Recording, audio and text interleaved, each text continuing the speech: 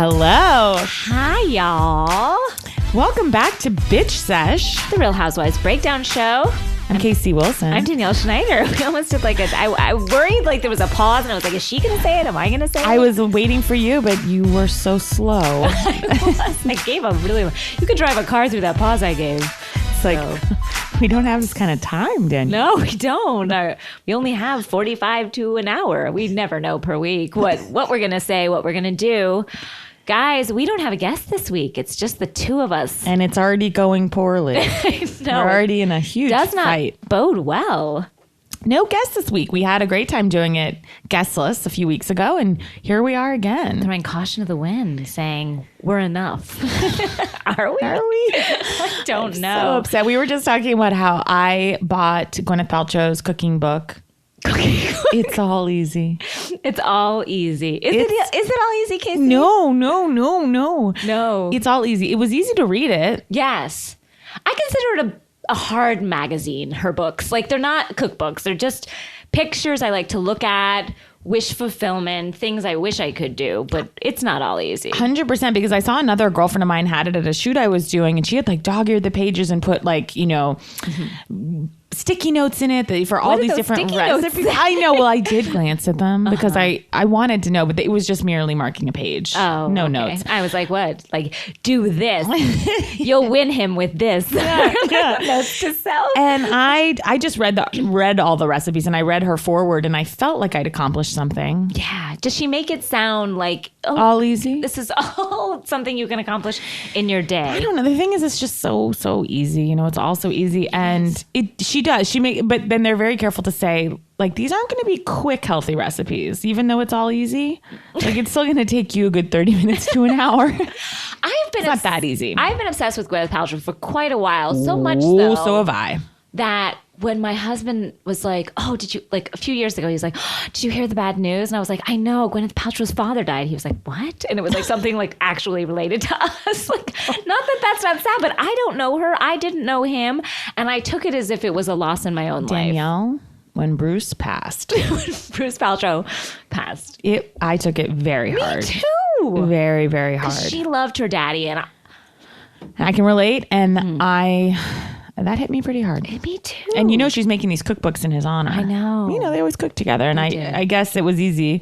It was all easy when your father's there helping. Yeah, but what about when you're alone trying to figure out, and then something she doesn't give instructions on, because I can tell she's like, kids, you know how to do that. And I'm like, no, like brining or something. Like, I don't know what that means.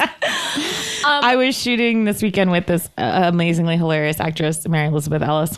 Friend of the show, love her. Yes, and she was going, oh, it's all easy. She's like, you just quickly catch a branzino from the wild river in your hands, and it was making me laugh. Oh, she's funny. I like her. We have to have her on the show. I know, she's not a Housewives fan. Is she not? No. We'll make her one. And she's got so much dignity.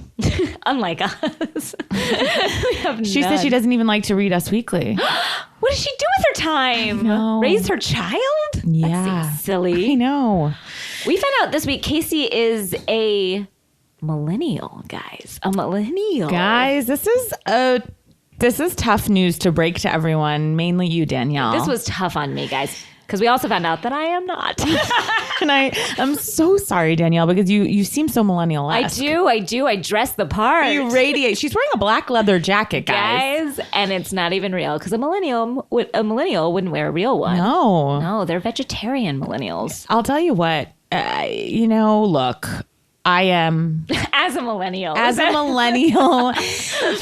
have a different outlook this week. You do. You seem and let fresher. me tell you, I'm right on the line. I'm 1980, and we looked up the definition is early 80s. So to you're 2000. technically, guys, born and bred in the 70s, and I know that's not a decade our millennials know about, and I don't remember it well. I was still a babe in the woods then. But I almost feel like I'm in a weirder position. I'm like, well, I'm the oldest of this young group.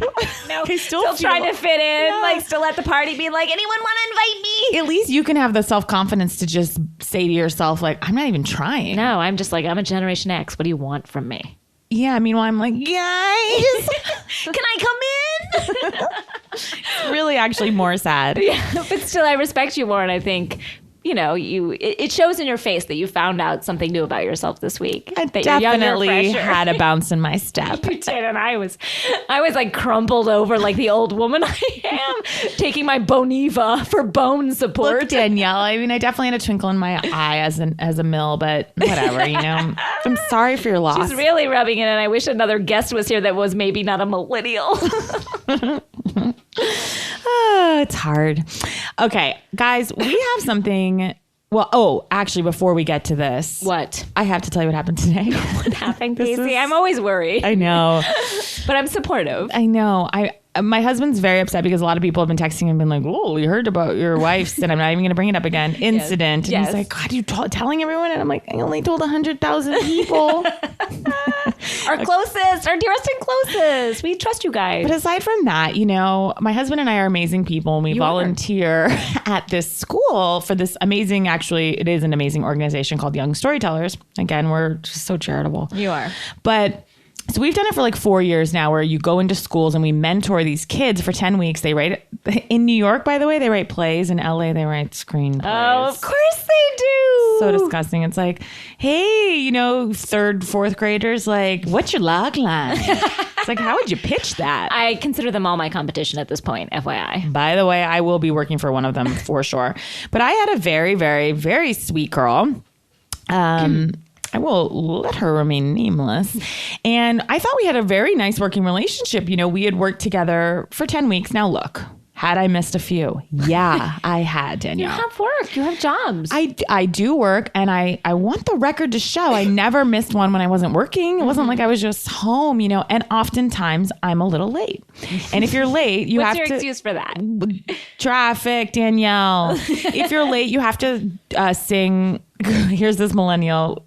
Oh God, I can't even say it. Say it. What do you say? You have to sing, watch me whip, watch me nay. Oh, and you have to okay. do the dance. And then grandma's always like, this millennial's like, what? So I try to be there on time. But long story short, so I have missed a few sessions, right? Okay. But I feel like we've made a strong connection, and I really do. And she'd made a great story, and I was very excited for today.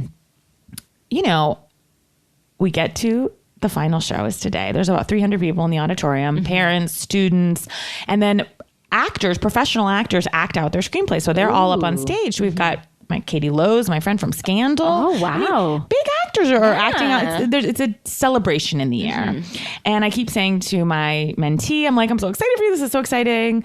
Blah, blah, blah, blah. So we get up in front of everyone on the microphone, and I introduce her piece, and I'm like, I'm really excited for her, and I had to ask her questions. I'm like, what did you learn from Young Storytellers, and what was your favorite part?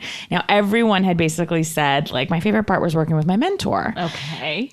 Well, my mentee says in front of everyone, she goes, this is a direct quote. She goes, my favorite part was working with my mentor. She turns to me and says, even though she wasn't really there. Guys, no, she goes, even though she wasn't really there that much. I was bright red. My eyes like filled with tears, sort of, but I was also hysterically laughing. My husband David was screaming with laughter in the second row. Everyone was always so supportive, horrified. It was like, it was every moment and emotion, but I didn't want to make her feel bad or look bad. So I just go, well, yes. I go, that is just truthful. I did not know what to say. So then I'm like, without further ado, I present your show. It was a slam. She slammed me so hard. And I don't think she actually meant to. I think she was just telling the facts. Like, I liked you, even though you were not here a lot. And I was like blasting to my son's life. Like, oh God, that's a tough pill to swallow. A true pill, but a tough pill. It's just like, God, no good deed, That sort of actually real quick reminds me of, we just moved into a house and we hired a man to, kind of like trim the flowers and cut our lawn. Stop bragging. I'm sorry, guys, but he does that for us and it's very nice. But I didn't know him and I had only spoken to him on the phone. And so I went up to him and I had met him in person. My husband had. And he... I'm already laughing. So scared. He said, and I said, I'm so sorry, sir. Thank you so much for doing this. I have forgotten your name. I'm sorry. And he goes, you forgot my name? As if I had broken his heart. And I didn't know what to do at that moment. I was like, choose a path, Danielle. And so I just leaned into it and I said, yes, sir. I forgot your name. Wow, you doubled down. I doubled down. And he said, and then he told me his name. And then I said, thank you so much. Sorry. I didn't know what to say at that moment. Like, Wow. but I was like, on some level, it's like, I've spoken to you once on the phone. I'm sorry. I just moved into a house. Everything's crazy. But yeah, it was a rough moment. Wow, that's a tough. He told me the truth, and I just said it. Yes, sir. I've forgotten your name. I love it. I would have like exploded into the atmosphere, and I don't know what I would have done. I just kind of said yes. That's true. Yeah, sir. I was just like, I don't have anything at this moment. I don't have a lie ready. I have no excuse for it. I did. Sometimes we all have to live in reality. And he made you live in reality of just like, I'm upset that this happened. And I said, yes, it happened. I didn't even. Well, and to some extent, that's what I did with my mentee. I said, yes, that is truthful. It reminded me of it. I was just like, we both had to live in our own feces figuratively this week. It always comes back to that. Live in your feces and speak your truth. Speaking of feces. Guys, what Danielle and I have in our hot little hands is nothing short of a miracle. Yes. We are about to perform a play for you, and it's not a play. We are going to perform for you a new segment we like to call the Real Housewives. Yes. These are real people that exist in the world, not on TV. And this is an email chain that came to my attention from a friend on the East Coast. A friend who shall remain nameless. Yes. She lives in Bethesda, Maryland.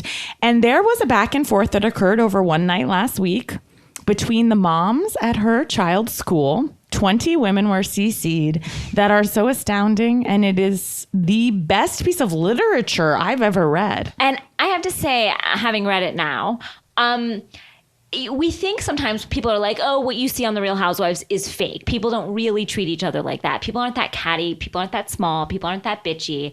Well, this is the truth. I mean, like, they are. And you will see in this email. Guys, all I can tell you is thank you to my friend who forwarded me this because she knew Christmas was coming early for Casey Wilson to read this email chain. Again, what you're about to read, every word is real. And Casey and I are going to act it out to the best of our acting abilities. I've never a much stronger actress than I am. That's not true, but I've never received a role like this. No. A juicy role. This is Meryl Streep quality. Again, the names have been changed to protect the not innocent, the guilty parties. Here it is. For our first performance of The Real Housewives, we bring you the email chain titled Next Teacher Appreciation Luncheon Committee Meeting Friday, May 13th. That's our subject title that remains with us for the following chain. Again, 20 women are CC'd. All committee members working on a teacher appreciation luncheon committee planning meeting. Everybody got it? Yes. I will be playing Marissa. Danielle will be joining us in the role of Kristen. Mm-hmm. Let's begin. Shall we? Hi, A-Team. Hope you're all doing well. Just wanted to send a quick note to let you all that our next meeting will be on Friday, May 13th in the library at 9:15 a.m. This will be one of our last meetings before the event, and we really need everyone present. Please make every effort to attend. Your team needs you. Below, you will find deadlines for the posters and teacher class pictures for the video montage. Please mark them in your calendar so you do not forget. That's in all caps. When we speak like that, that's all caps because there's a lot of caps. Also, if you volunteered to handle the preparation and creation of things like the table flowers, I'll be prepared to give you a budget so you can plan accordingly. Deadline for teacher picks, Monday, May 9th, bold, underlined caps. As discussed at our last meeting, the pics must be uploaded to a USB stick and include at least 4 to 5 pictures of each teacher, alone or in a group, and pics of the kids in a group or with teachers. Guys, these pics should be fun. They can be candids, and I would also include at least one group pic of your teachers all together. Remember, the teachers really love watching this video montage and looking back on memories from class throughout the year, so make the pics good. It is a representation of your class and teachers. For example, if there's a pajama day when the teachers are dressed up, these are the kinds of memories to reflect on and will make for a good laugh. And one last thing regarding the pics, please, please, please, please, please review your pics on the USB before submitting them and make sure they're all on there. Last year, we had an incident where a mom accidentally submitted a blank USB and none of her teachers or class were featured on the montage. And it was really sad for the teachers in our class. So please double check everyone's accounted for. Thank you. Deadline for class poster, Friday, May 7th. Please make sure posters are covered so no one sees them or the theme. Put a garbage bag over it or a drape, anything. As always, if you guys have any questions, please contact one of your chairs and we'll be glad to help you. XOXOXO, all your chairs. Marissa, Jen, Sydney, and Nadine. Hi, this is Kristen now, guys. I'm putting together the photos to submit for the reel, and I see you've noted the minimum numbers of photos to include on each teacher, but I'm not clear on how many photos you want in total for each class. I just want to be sure I don't submit too few or too many. Please let me know at your earliest convenience. Thanks, Kristen. Hi, Kristen. I'm not sure what you mean by how many of each class, but if you're referring to how many pics of kids for the video is more about the teachers, but we've said you may include cute pics of kids with teachers, one kid with one teacher, all teachers with a kid or the class or any combo of things. As long as your teachers are well represented, that's what matters most. You guys do not need to put one pic of every kid for the video. Hope this helps.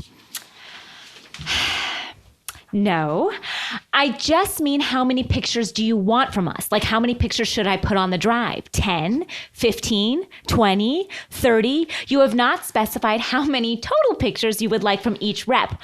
When I said each class, I meant how many total pictures should each rep submit? Kristen.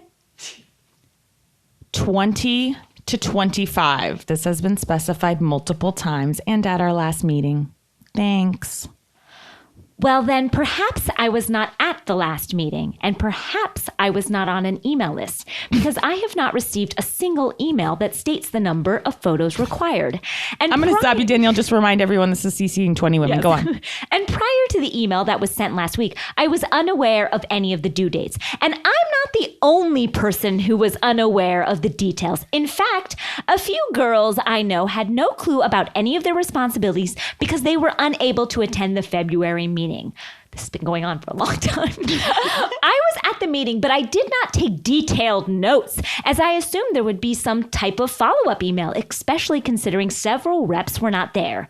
Every other committee I am on follows up meetings with emails restating important information as a reminder to the people who attended and to fill in those people who could not make it to the meeting. On a side note, I'm struggling to find meaningful photos of the teachers from many special days/events because we were not told until the meeting at the end of February that a photo montage was part of our responsibility. Had I known that I would have been going to the classroom and taking pictures of the teachers. But instead, I have had to send multiple emails to other moms in my class asking them if they have any pictures to share. And now I am spending a portion of Mother's Day going through these photos to meet your deadline tomorrow. So even though you think you have specified these things so many times, if at least 3 reps felt completely blindsided by the last email, maybe the method of communication should be reevaluated for the future. Thanks and happy Mother's Day. Kristen. Hi, Kristen. You were at our meeting on February 25th, where Jen, Sydney, Nadine, and myself gave clear instructions on what your roles were as room reps as far as the poster, theme, as well as how many pictures would suffice for the video. I brought with me pictures of past luncheons, including pics of posters, and passed them around to everyone. On April 11th, I sent out another email with due dates. And again, I went over exactly and how many pictures for the video were needed, as well as info on the poster. Here is an excerpt from that email. The following is bolded and italicized. As discussed at our last meeting, the pics must be uploaded to a USB stick and include at least 4 to 5 pictures of each teacher alone or in a group.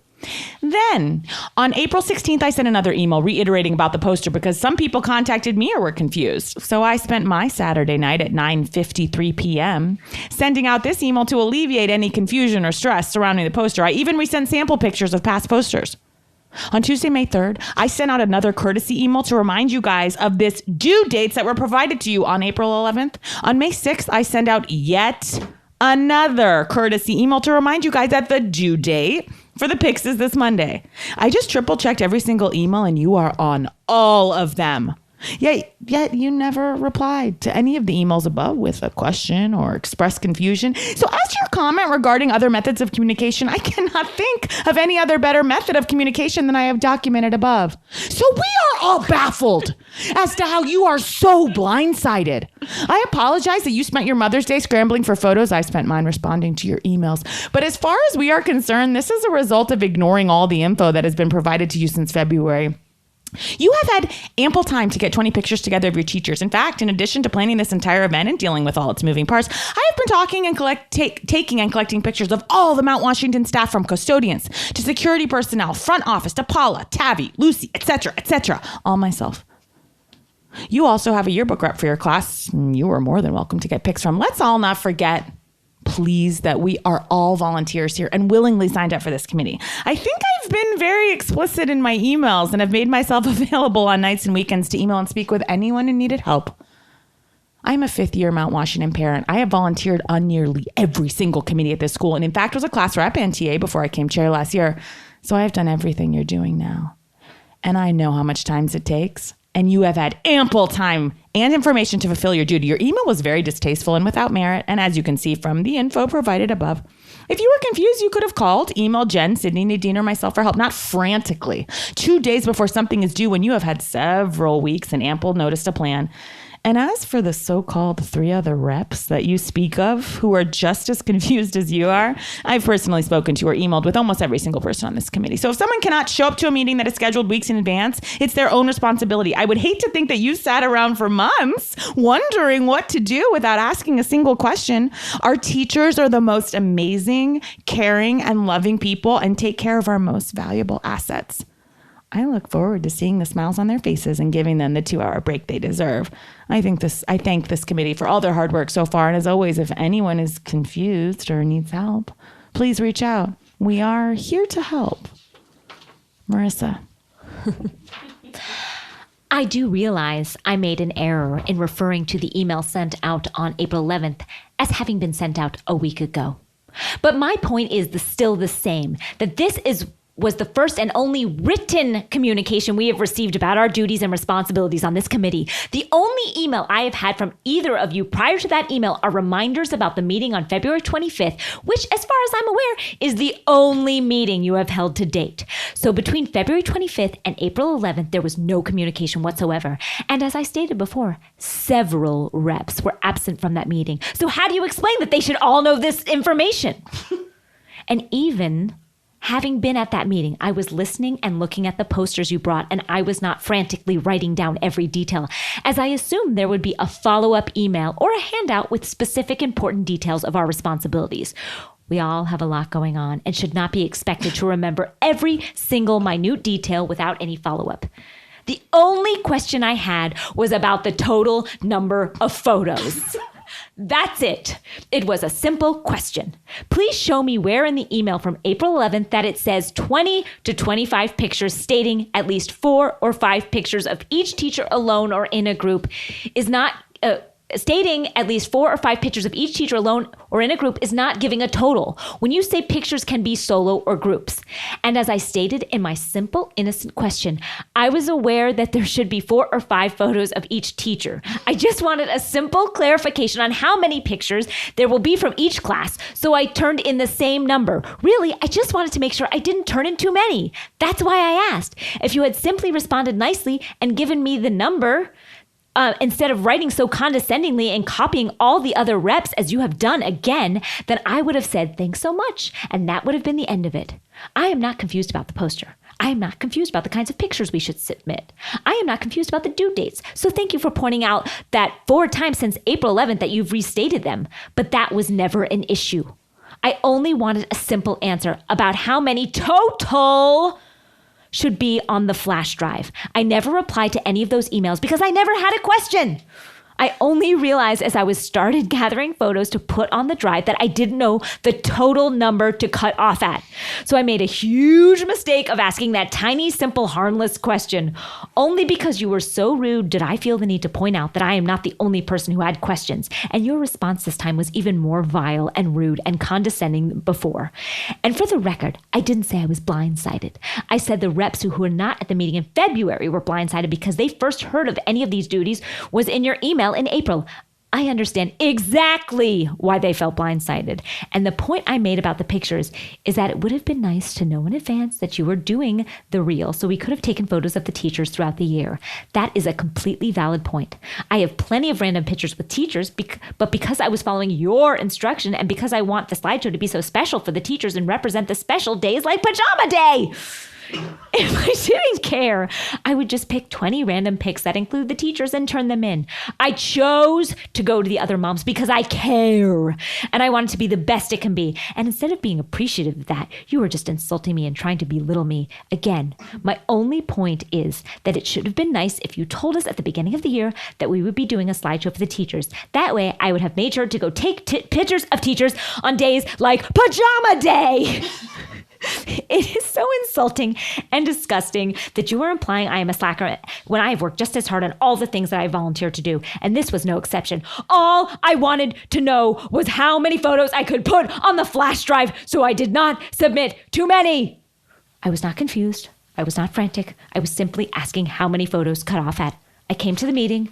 I did not have any questions until I was gathering pictures and realized I didn't know what number to cap the photos off because I have too many photos. The only reason I asked other moms for photos is because I was missing a few special days that I wanted to be able to include in the reel. I'd like to remind you all that we are all volunteering our time here. I know I personally have worked very hard, very hard. It is very important for me to make the luncheon special and memorable for the teachers who I care about and appreciate so much. At the same time, I expect to be treated and spoken to with respect when I'm volunteering my time. I've gotten so many calls and emails from people expressing their agreement with the email that I sent tonight. And all of those people said your response to my question was abrasive and rude and condescending. And this email you just sent is 10 times worse. I'm actually disgusted by how incredibly disrespectful you are. I really don't want to discuss this any further, so let's just agree to disagree. I'm going to submit my photos tomorrow, as I intended to do all along, and I had no issue with ever. I'm going to create a wonderful poster for my son's teachers to show how much we all love and appreciate them, and I'm going to go to work the event. There is no reason for us to interact anymore beyond that. Thanks, Kristen. Oh, and one more thing. I took offense at your tone. I guess what you consider a matter of fact, I consider rude and distasteful. You were curt with me and couldn't just answer the question without throwing in the line, "This has been in all the emails we sent you," which was clearly written as a jab to imply I had not read the emails, which I have, repeatedly. And it bothered me also because the number of photos to cap was not in your prior email, only a minimum of photos for each teacher, which is exactly why I asked the question. Thanks, Kristen. This next email comes from Nadine, another co-chair who pops in to say, "Clearly you are not reading the emails thoroughly, as I too responded 20 to 25, and that stands as a minimum and a maximum." That's what Marissa meant by 4 to 5 pictures per teacher in her emails on April 11th. I don't appreciate the trouble you're causing here, and I only wish to communicate with you privately regarding questions about this event from this point on, Nadine. Kristen's back. This will be the last email, but since you replied to everyone and told me I can't read, I must respond and also reply all to clarify that I was referring to the emails prior to the ones today in which you were answering the questions that I asked. Obviously. It's funny that you don't even understand the basic point I'm trying to make, which is the root cause of this entire ridiculous and needless drama. I never intended to cause trouble, but I am intentionally and unjustly insulted. I will stand up for myself. And if you and Marissa choose to copy everyone you write to me, then I will respond in turn. And if you would like to converse in private, I recommend you write or call me privately, because as long as you are copying everybody else, I am going to do the same. Good night. We cut to the next morning. A new woman pipes in named Jamie. "I have to say how disappointing it is to wake up to these emails. Wow. I work full time. I have 2 kids, volunteer at our school, and still managed to get the photos together. Your instructions were clear in all previous email correspondences and the day of the meeting, Marissa. I want to say thank you for chairing the committee and being so involved in the school to make it as amazing as it is. And I personally know how amazing these 4 women are on this committee: Marissa, Jen, Nadine, and Sydney. Thank you again for putting your time into this. Most of us really appreciate your guidance and the time you've put in to commit to your roles. Happy Monday, Jamie. Kirsten is back again. Nadine and I emailed privately last night and resolved this, recognizing that it was a misunderstanding that got out of hand. I never said I had any issues getting the pictures together in time. I had one question regarding the maximum number of pictures I could submit, but because the minimum number was clear, but the maximum number was ambiguous. I only asked the question in the first place because I really care about doing a good job and making the slideshow wonderful for my son's teachers. I have never had any problem with the duties or responsibilities and have been very excited about being on this committee and being able to do something special for the teachers who I care about and appreciate very much. I was never trying to insult the chairs. I only pointed out that some other girls who missed the meetings have told me that they were unaware of the duties prior to the April 11th email. But I should not have mentioned it because that is not or was never my personal concern. I felt my honest and well-intentioned question was met with a response that implied I do not take the job seriously and have not been reading emails. And that was upsetting because I do take the job seriously and I have been keeping up with all the emails and all I ever wanted to do was the best job I can do for the teachers. And so I let my pride get in the way and felt the need to stand up for myself, which resulted in a series of unfortunate emails that the rest of you were bombarded with. For that, I apologize. I hope everyone can just let this go and not drag it out any longer. Kristen. Curtain. The end. The end.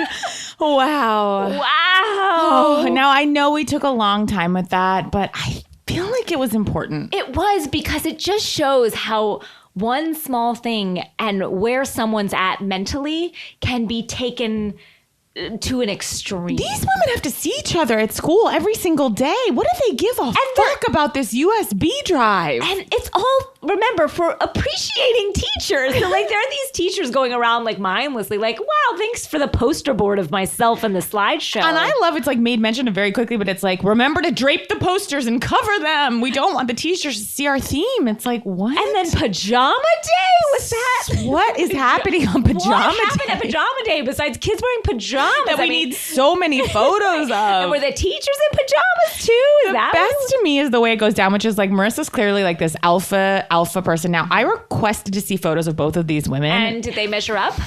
They're exactly as I thought, but I'm curious to hear from you what you think they look like. Okay, I will. I believe, let me look. Okay, so Marissa's the alpha, that's the chair of the committee. And then Kristen tries to bitch slap her and then gets fucking slapped back into place. Tried. I think Kristen went a little cuckoo. Marissa is straight, black hair. You are correct, my friend. Yes. And I believe her to be tall. What of Kristen? Kristen, it's tougher for Kristen. I know. It's not quite what I thought. Kristen is trying to keep straight hair. Kristen's at the dry bar a lot. See, I thought Kristen was going to be mousy and kind of like... No, I think she's trying to pull it together. I think her hair is she's trying to be Marissa and not quite achieving it. I believed her to be short. I believe her to be a little... And I do have to say, I feel like it goes without saying these are white women because they're so awful. Yes, of course. Yeah. Oh, I knew they were white from the minute we started. Yeah. This argument wouldn't have been. I know. This is white girl problem. Yes, for sure. I believe she's a little bit dumpier. You know what I mean? See, that's what I thought. Kristen's a bombshell. She's gorgeous. But I feel like she's gorgeous, but then having to try really hard to prove to everyone she's working so much. And then this really hit a chord for her and triggered her when it seemed like she was told to for reading the emails. My favorite part is when she's like, I was just asking a simple question. And she kind of, because I think if all of these people had waited a beat before but a housewife, the same that happens on The Housewives, if all of these people would just wait a beat, take a breath, then there would be no show. Because she was kind of asking an innocent question, like, how many photos on the USB drive? Yeah. And then it did take a turn. And the woman got a little bit snippy. But when someone gets snippy with you, you just say, okay, got it. Or and you just don't respond, which I think would be more powerful. Yeah. Like the line goes dead. And then she comes back at her heart. And then Marissa detailing every conversation, cutting and pasting. It's like you don't come at a Marissa with anything. You don't go at Marissa. You don't go at Marissa because a Marissa has it all noted. You know, she has Gwyneth Paltrow's because guess what? Marissa's got a MBA that she ain't using. No, and she using it on this committee. No, she ain't using I'm terrified. She met her husband. He was very wealthy, and now she is using it for this school. And you know her husband's like, fuck these women. You do so much for the school. But he's also like, I don't give a shit about this. Shut the fuck up, Marissa. Shut the fuck up, Marissa. He doesn't give a shit. No. And she's trying. This is how she's finding love. And this is how she's getting her affection. But I love how both of them cite at different points, like how many girls they've spoken to on the side. And poor Kristen was like, I spoke to one or two. And Marissa's like, I've spoken to everyone. I think Marissa was like, Nadine, you get on the email. Nadine, if you don't fucking jump in there. And then she's to the other one. Okay. And then she's like, Jamie, wake up. Silent.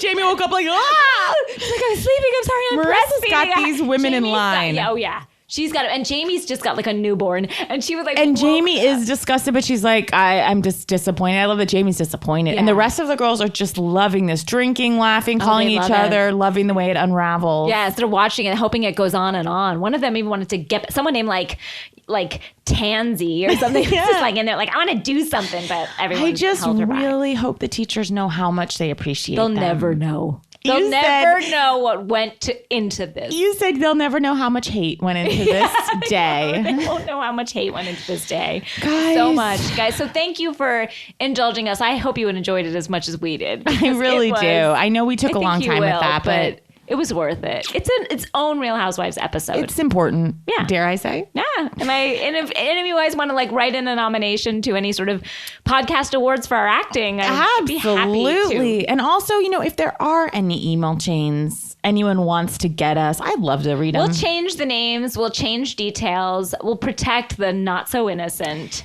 But these things matter to me a great deal. Yeah, they're amazing. Yeah. They're fun and amazing to watch and terrifying. Oh yeah, because I also see myself in them, and that's what terrifies me a little bit too. Oh yeah, I could see. I've wanted to go off, but you would never. Oh no, because I take a beat.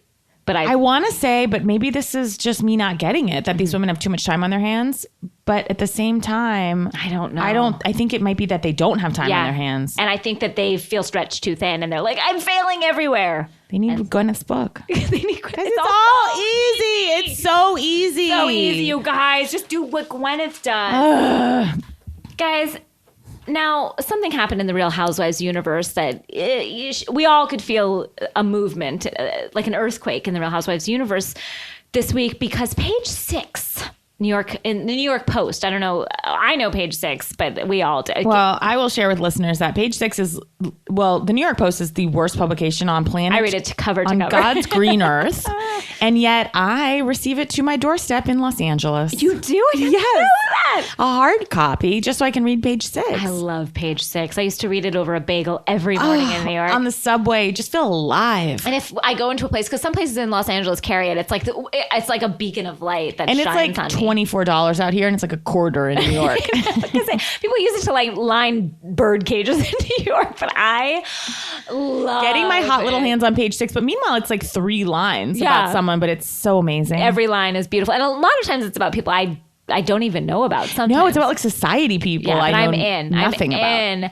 But they did an expose on the husbands. If you haven't read it, go to Page 6. But Casey and I just wanted to detail some of the interesting aspects of this article, because the headline is How the Housewives Use, Abuse, and Publicly Shame Their Men. Which is real new news. And of course, Slade has to pipe in. He says, what does he say? Well, the women on the cover, the women that they feature are Bethany Frankel, Yolanda Foster, Gretchen Rossi, and Dorinda Medley. And I will say none of their husbands come off well, but because none of their husbands were good men. And I don't think that that's editing. You don't see a lot of good moments. Like Jason Hoppy it seemed to be a good man, but he for all we can see, he's taking her for half of her money that he did He's not. like having a lock-in at her apartment. So however you put that, it's not a great view on Jason. And I don't think the show helps marriages that are already in trouble. They show a photo of Simon Van Kempen with Alex, and he says that while the backlash hurt him, it hurt his career even more. That makes me sad.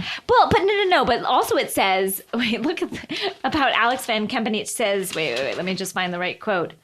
Basically, it says like he quit his job as a hotel manager because he wanted to focus on the show. So he's always just so misguided. Exactly. And then he's like, and then I couldn't get another job. Well, you quit your job to focus on a reality show that wasn't about you. So of course you can't find another job. That's on you. And I didn't know this. Simon says, well, put it this way. I'm now a law student in Australia. The 52-year-old Van Kempen who fled New York with McCord in 2014 for a clean break. They live in Australia? Yeah, I had heard tale, but they were also on that. Did you ever see, like, they were on that, like, couple rehab show? They were sort of circling the reality show drain where, like, when they got kicked off of Housewives, you go on those lower tiered shows until you're in Australia. Basically. Until you're studying law. You're literally at the bottom of the earth. Studying law in Australia. How much lower can you go? So it sort of makes sense. And then Slade says, Gretchen told the producers that she was dating me and that I had no interest in filming. And so they said, if he didn't film, you're not going to be on the show, says Slade. Okay, that's a damn lie. Fucking lie. Slade has been on 1 million reality shows. He dated that Joe in the beginning. And then also dated Lori. Oh, I forgot about And then he said, I decided to go on it so she would have an opportunity. Oh, bullshit. Yeah. Slade Smiley. Then he says, can you tell a single guy who's on the show that hasn't been villainized? Your stand-up comedy career villainized yourself. Exactly, you did. And then Portia's Cordell, if we all remember Portia's Cordell, who was, you remember, he was that football player on Atlanta. Oh, of course. And he says, you compromise and sacrifice to give her an opportunity to live out her dreams, and then you lose her along the way, adds Stewart, who published his memoir, Truth, in March. He said she was an ordained minister when I met her. Now she's on the web. Now she's beating people up and walking around with her butt crack out all the time. I will give him Which that. Is not Portia true. has gone through quite a change. But I also say, like, editing can only do so much. And fella, you were a piece of shit. But I'm also like, these men, it's so sad. One husband of a former housewife who asked to remain anonymous recalls being dragged around like a puppy dog. Your wife's like, hold my purse while they take my picture. I'm kind of like, I'm not your little bitch. It's like, yeah, you are. Yeah, you are. And we don't, yeah, of course you are. But yeah, I just feel like to blame the wives on this, like, you guys were not great to go on the show in the beginning with. None of the women come off great. It's not like they're all like coming off like roses. So I do feel like this article was interesting, but not factual. And, you know, I mean... Oh, and then about Kristen's husband. Josh was outed for being on the cheating site, Ashley Madison. Guess what? You were on the cheating site, Ashley Madison. But the best thing is I read this article that said that he said he signed up with a group of friends as a joke, but then they like logged in like 27 times. Yeah, as a joke. 27 jokes right there. 27 hilarious jokes. Hilarious laughs we got off that. I actually have a friend who was friends with them and said, Josh is nothing like that and he doesn't come off like that. But I don't know. I think it's interesting. There's people you don't really like, but then when you spend more time with them, you're like, oh, they're not that bad. Yeah. But I feel like he kind of rubbed me the wrong way, the way he treated her. Yeah, it wasn't great, but I do feel like that could have been a little bit editing. They kind of focused on that angle of their relationship. That exists in their relationship, but I don't think we saw all sides of their relationship. I will say that.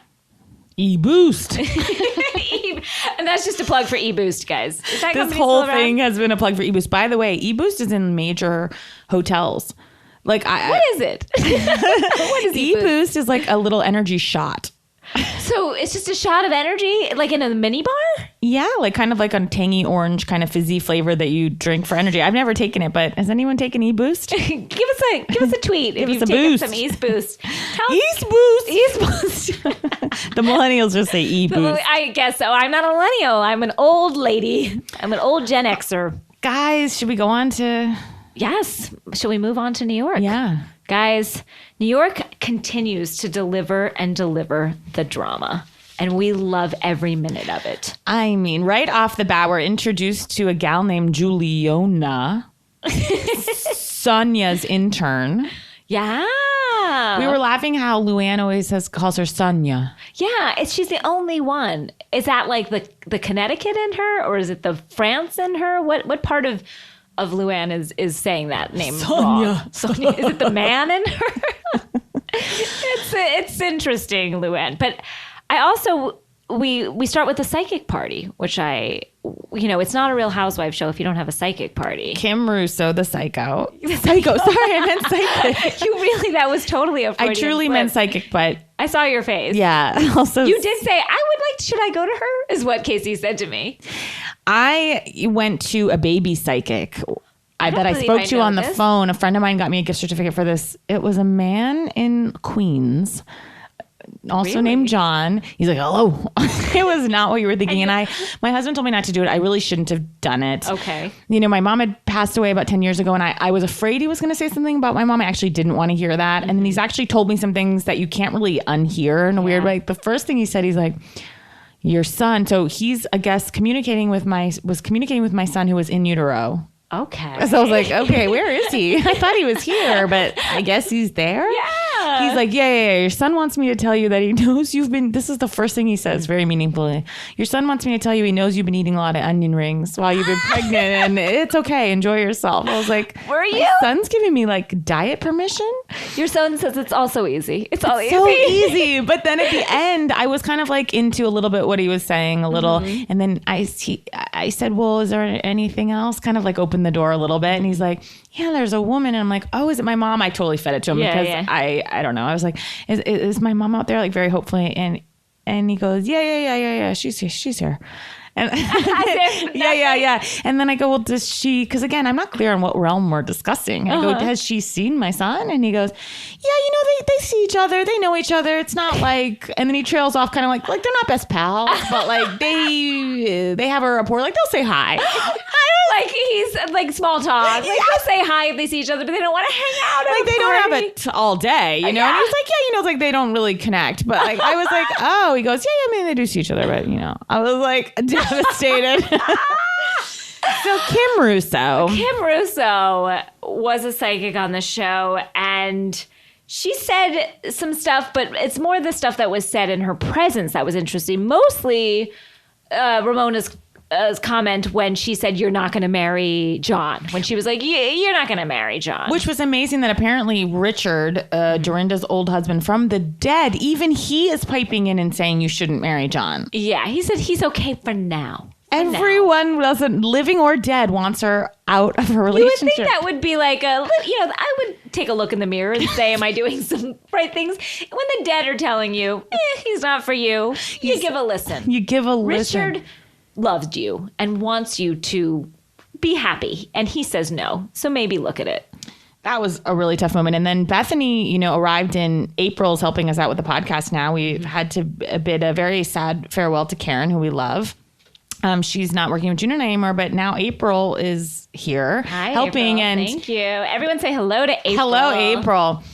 April said, and she's not a huge Housewives fan, but she's getting into it. Keeping up. She has a lot of good questions. Yeah, and when Bethany walked in, she's like, is she wearing a neck brace? And it was indeed a sweater, a white sweater. I would say that sweater was mostly neck, though. That was 90% neck of that sweater. And Bethany's always so hurried and frantic. Like, I just came from something. So we're all supposed to be like, oh, sorry that we invited you somewhere. Yeah, no, she always is like, I can only, like she's doing them a favor. And to be on your phone when someone is communing with the dead. It's rude. Have some respect. It's just rude. At the end of the day, it's rude. Just rude. I didn't have any other word to You said it. Rude.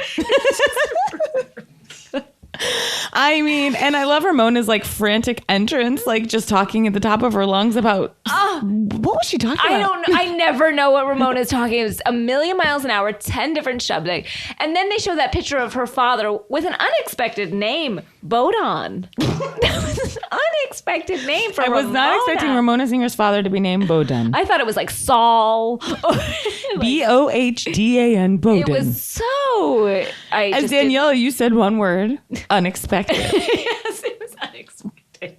I mean, and then I love, Dorinda, she can go from 0 to 100. Oh, it's fascinating. And I've she's never been crying able to. and so upset with Ramona. And then finally they kind of make up a bit after we hear about Bowden. As they always do. I feel like I riveted, but I've watched this scene a million times. The two of them keep saying, "You're breaking my heart," and crying. And then as they're making up and Ramona's crying and she's like, "I'm sorry, Dorinda. I'm sorry, Dorinda." I see her reach what I think is for a tissue, but it's for an olive.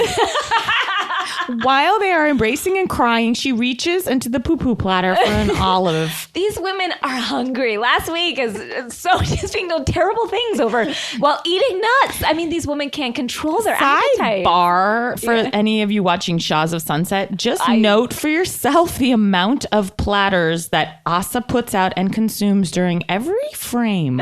It's unbelievable. I literally, it's all I catalog when I watch the show. And I love Asa dearly, but You don't know how I feel about Asa. Really? I'm Asa.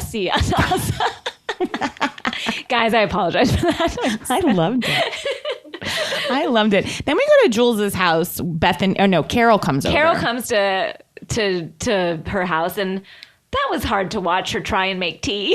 Guys, watching Jules microwave glasses full of water to make tea. That was a low for me. I had concerns. Doesn't she know how easy it all is? I mean, Gwyneth would. So easy. It's so easy. I will say tea is easy. Tea is something I can do. Even for me, I would say. And the fact that Jules had never made a cup of tea, it seemed before, was a shock. And then Jules says to Carol, sorry, my house isn't quite finished. It's like, are any of your homes finished? Nothing is finished, including most of what she eats, guys. It was...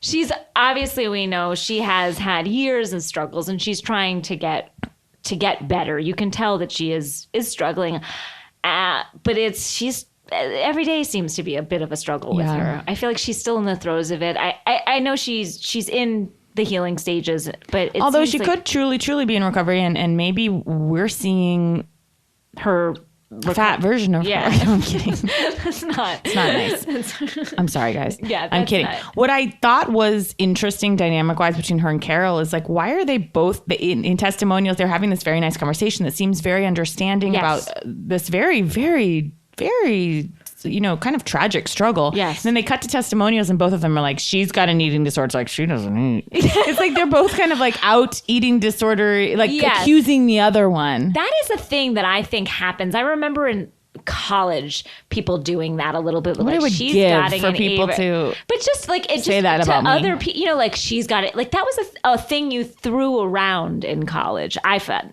It's very nasty. Yeah, just like it's like pretending you care, but also is it coming from a place of you're so, not you, but so upset or jealous or something that someone's in, and so this is the only thing you can kind of pin on them, it seems? I don't know. I honestly don't. I think there's a lot feel like of we're going to get a lot of flack for this section, but is that something that I would assume someone with an eating disorder wants to kind of be said, right? Again, I have not had one. I have had friends with them. I think that it is a power thing, and that's something that they can control. So it does give them a bit of validation. Yeah, it gets a rush. I'm not saying it's a good, like cutting yourself or anything. You know what I mean? Like a lot of bad, terrible things that people do to themselves when they're sick and they're depressed and things are happening that are spun out of control. I think it is something that they can control, and so it does give them a rush on some level. I don't know, from what I hear. The thing about Jules is I completely sympathize and I have compassion for her situation, but what I feel like is the mark of a one-year housewife, like one and done, is someone who has to get their issues right out. In like the first episode, or the second episode, she's like, I've got problems, because she's like, I can't create enough malice or drama going on here, so I have to bring things from my past to kind of anchor myself and steep myself in the women's compassion well. And I also think Bravo, on some level, I love you, Bravo. You know I do. Yeah. I love you. I love you. You're my, what did she say on Steel Magnolias last week? I love you like my luggage. And that's how I feel about you, Bravo. I watch everything you create, but you do prey on the weak and people that have eating disorders and substance abuse issues, and they find them on purpose because they create, there's there's holes there. Absolutely. They cast only the unwell. And mentally as well. So Broken toys. Broken toys. It's true. And we've all been broken toys, but they definitely go for these women. Well, speaking of, do you think Sonia has an alcohol problem? Yes. Oh, you do? And pills. Yeah. Oh. I don't. Do you not? I don't know. Part of me does think she's just a tipsy girl. I'm not saying it's gone all the way, but I think she drinks to feel good. I think she has pills. I don't think she's in control of her life. I think she has a lot of problems in alcohol. Oh, sure. And alcohol is one of them. Oh. So I don't think it's the biggest, but I do think there's an alcohol issue in there. I do. Well, I think she blacks out. I think she goes home with men. Oh. So you think all the things they've been telling us. I was like, that's not true. I was like, don't say that about Sonia. Shocked that I'm being a Ramona saying it to her face. Well, at her party, I love her gossiping with that like horrible gossipy facialist and saying like, of course Moni's going to be there, my BFFF. And literally last week, Ramona was like, you're an alcoholic and I don't want to be in your company. I know. And then she's like, I guess she better make it. Those two carry on in a way that the things they say to each other, I wouldn't say to my worst enemy. And they say to each other's face and then they're like, my BFF. And I don't, the emotional abuse that goes on in that relationship is much worse than anything these women have done to their husbands. I know. They are like sisters. But I wouldn't treat my sister that way. Casey is a brother, but I will say my sister and she listens to the podcast, and I love you, Abby. We are at that place where we can be like, you know what? You're being a bitch. Fuck off. And then we'll be like, what do you want for lunch? Exactly. So that's what I mean. It's like you can kind of... We can, but they go deep. They go dark. They say things like, I don't want to be in your company because you reflect badly of, and I won't get a husband because of your alcoholism, essentially. And for Dorinda to say to Ramona, oh yeah, your husband left you. That's right. Mario's not here anymore. Like, she's like, John thinks you're a bitch and you're being a bitch. I mean, that was another good. You're like, you're coming on Amy Phillips for like imitation. No, God, no. I could never. But you're getting up there. I could never. Guys, we had to watch Sonia pick her nose today quite a few times. It was with a toothpick and then sometimes two toothpicks. Q-tips. It was upsetting. I had to look away. You did. You were like, ah! Like at one point, it's like she had her whole arm up there. Then she took two. It was so disgusting. It was like, ladies, I know we're on TV and we're bearing it all, but you can go to the bathroom for just a minute. I was also laughing at how, I know I talk about these little interstitials always before a scene where they just show like shots of the city, and then they weirdly just had a pair of black boots in the rain. It seemed like they held on that for a really long time. We were all... I was like, are we panning up to Bethany or we're just here on the boots? Yes, it was. I didn't say that those were great boots, but I will say that it was noticed, and I wonder if any other viewer was like, wow, we're on these boots a lot. These boots are made for walking. Yeah, they're not that great of a boot that we need to spend some valuable time where we could be up Ramona's nose. Guys, then we go to dinner with Dorinda and the Sultan of Stains, as John is called. That's genuinely his nickname. I know, and did he choose it? I feel like he chose it. I think he did. I'm positive he chose that. I felt a little bad for him at the dinner. Me too. He's I felt like she was buffoon. She was coming in hot. She was ready. Well, yeah, when your dead husband tells you shouldn't be with someone, you don't show up all lovey-dovey. Yeah, you don't. So she had some baggage she was carrying. So they're always over these like nice dinners and these kind of weird places, and there's always a poor waiter there. When that waiter was standing over them, and John's got those weird glasses on and asking to like make out with her in front of the waiter. He's always asking to put his tongue in her mouth, and I'm just like, John, she doesn't want it. Where's Dorinda's daughter this season? Where she should be, not on screen. Oh no, I don't know. It's weird. It's like I miss her. You do? You hate her. I know. You are going to do your one-woman show, Dorinda's I know. daughter, I do her. kind of miss her, actually, now that she's, we don't know what we have. I've watched her dub smashes. Really? Yeah, she's had some dub smashes. That's what the millennials call them, right? I don't know what that is. You're a millennial. Okay, since we got a tweet from someone who showed us an art piece that Luann's niece made of her own nipples. Yes. Kind of...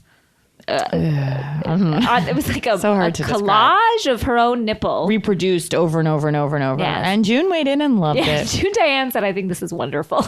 Of course. She supports her. She can do no wrong in June Diane's eyes. I beg to differ. And who is this guy Luann's showing up at the party with? She always has a random, young, terrible-looking fellow. I thought he was cute. Really? Not for me. You also expressed that you thought Jules' husband was a cutie tonight. I do, but I like a swarthier gentleman. And I do as well, but he is also just like a slicked back I know. shyster or I know. something. He Oh, no, I think he's a nice guy. you know who I liked was Heather's short little man. Last year, Heather's. I thought he was cute. I see. No? He's too weak for me. He was weak. He is weak. He was like, Heather, yummy, yummy, yummy. Just saying Heather's company name over and over. I thought there was something sweet in his eyes. But what did John do at that dinner? I mean, Nothing except for be John. Right. And that's the problem. The biggest There's offense the rub. of all. There's the rub is being John. And she walked out of that dinner. That poor guy.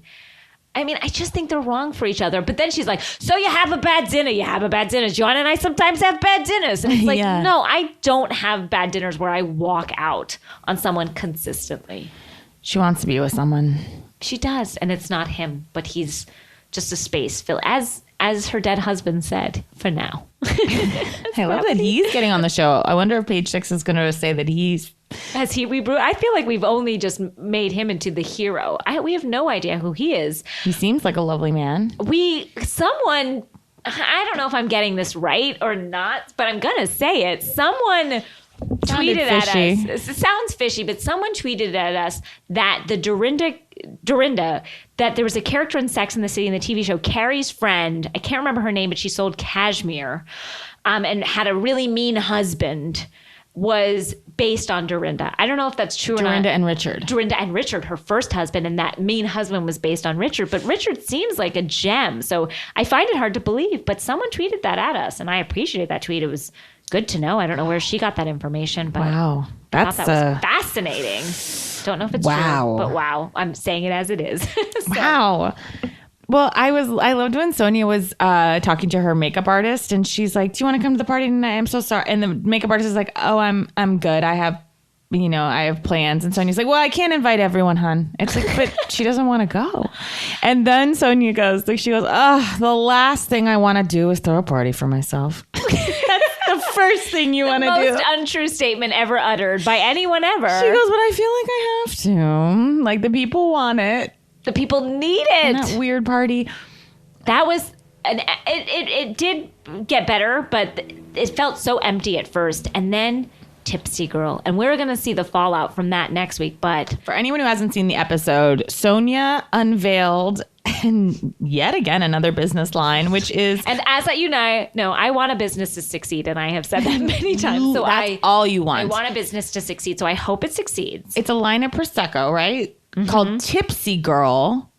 Which sounds a lot like Skinny Girl. And I feel like whatever business you want to do, fine. Like, go for it. But that does, to me, sound a little bit eerily like Skinny Girl. Yes, but I guess I'm of the mind, and we all know that Bethany's enraged because we saw next week, and Sonia's crying, and she goes, "Oh." Bethany's like, "I want nothing to do with it," and Sonia just goes, "Oh." You said her face is never. She seemed truly surprised, truly shocked, because I feel like, I don't know. I kind of agree with what Dorinda said. Like, Bethany's this huge multi-million-dollar company. Sonia's going to sell one bottle of that at like the local liquor store, if that.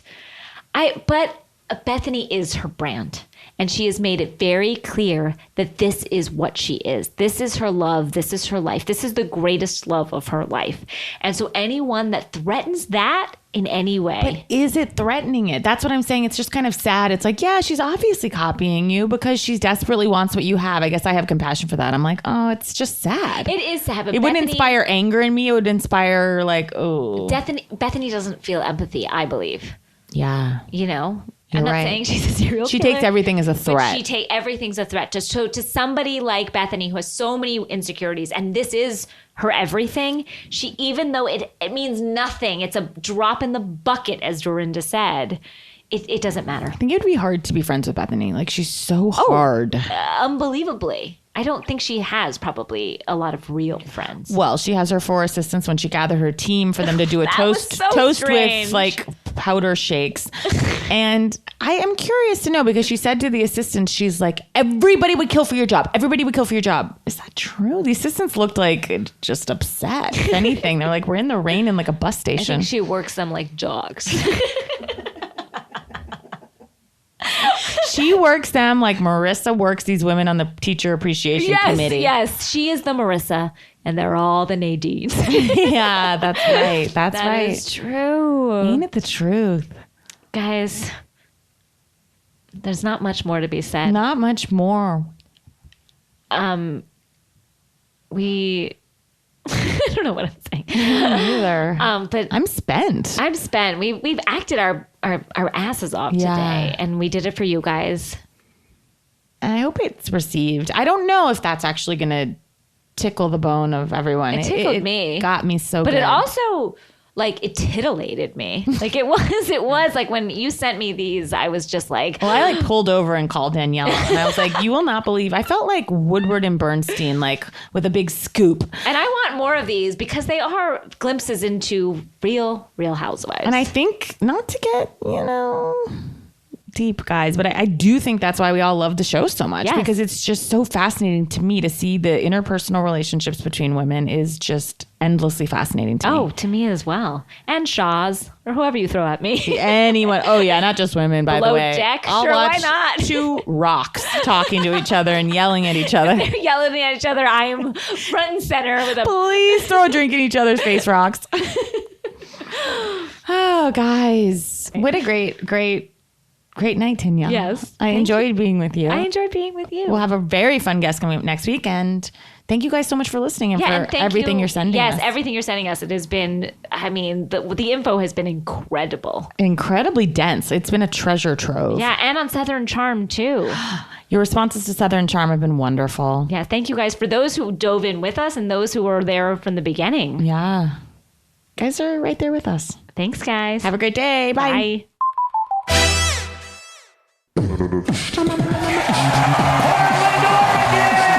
Hey everyone, Scott Aukerman here, and I want to tell you that the Comedy Bang Bang show is going on tour. We're on tour right now. Me, Paul F. Tompkins, Lauren Lapkus, Neil Campbell for half of it, and Mike Hanford for the other half. And you can get in on the madness even without a ticket by following Earwolf on Snapchat. We'll be taking snaps during shows, on the road, and behind the scenes. And remember, you can hear every single live show the next day on Howl. Use the code CBBLIVE at howl.fm when you sign up, and you'll get 1 month for free. Thanks, and I'll see you soon in a city near you. Los Angeles, California!